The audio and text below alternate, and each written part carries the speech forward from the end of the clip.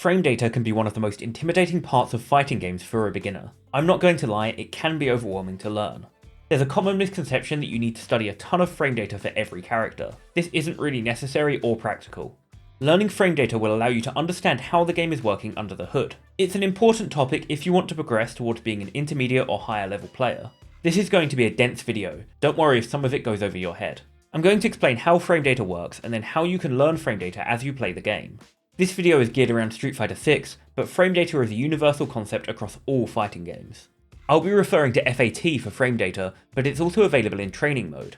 There's also ultimate frame data, which shows visuals of the moves if you prefer. I'll leave links to both in a pinned comment. First, it's important to understand what a frame is. A frame is a single image displayed on the screen. In fighting games, attack data is tied to animation frames. The game runs at a fixed 60 frames per second. This means that one frame is 1/60th of a second. 60 frames is 1 second. In the context of frame data, you can think of frames purely as a measurement of time. Although looking at a website like FAT you will see a ton of numbers, there's a few that are most important. The most important ones to focus on for now are startup, block advantage, and hit advantage. Startup is the amount of time from the game registering your button press to the move becoming active. A move is considered active on the first frame it can hit an enemy. If a move has a 15 frame startup, that move will be active after a quarter of a second. Generally, we refer to a move with a 15 frame startup as a 15 frame button. The fastest moves in Street Fighter 6 have 4 frames of startup. The block advantage or on block value tells you who gets to act first after a player blocks the move. If the value is positive, the attacker gets to act first. If it's negative, the defender gets to act first. For example, if you block Luke's crouching medium punch, which is +1 on block, Luke will be able to act 1 frame before you. This means that if you both press a 4 frame button, Luke will counter hit you. If you were to block Luke's crouching light kick, which is -1 on block, the situation would be reversed. Knowing the exact amount of frame advantage can be useful, but having a general idea is usually enough. For now, you can group moves into 4 categories. Anything plus, the attacker gets to act first. Anything 0 or neutral, you both get to act at the same time. Anything between -1 and -3, the defender gets to act first. Anything -4 or more can be punished assuming you have a move with enough startup that's in range. For example, if you block a -6 move as Luke, you can punish with his 6 frame crouching medium punch. That's assuming you're in range. Moves can be spaced to be done far enough away that none of your moves will reach.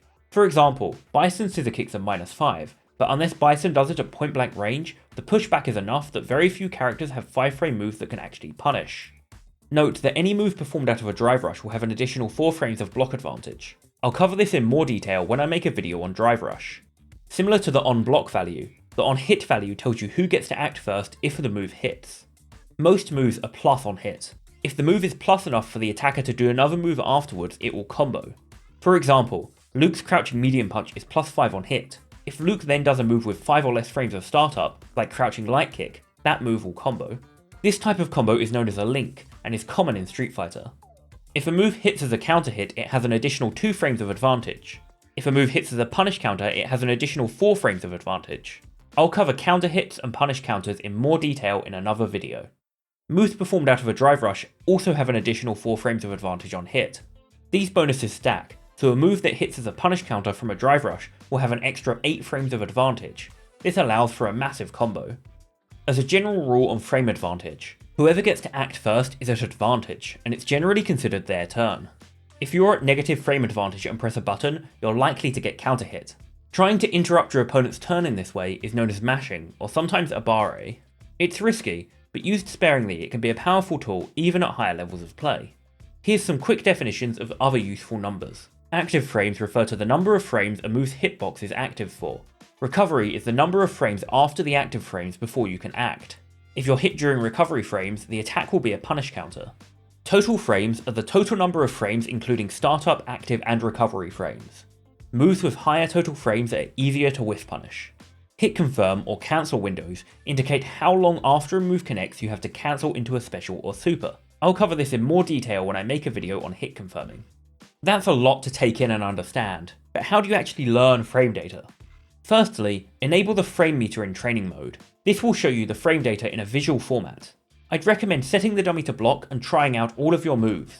You don't need to memorize all of the data right now, but you should try to learn which of your moves are punishable on block and which ones are plus.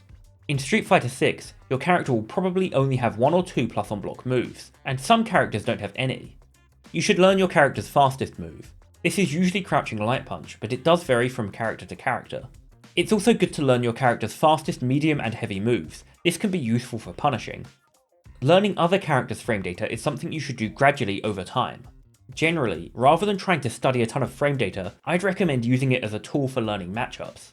If you're struggling against a specific move, look at that move's frame data and you may see a weakness that isn't obvious. Perhaps it's punishable on block, or perhaps it has a high number of recovery frames and it's easy to whiff punish.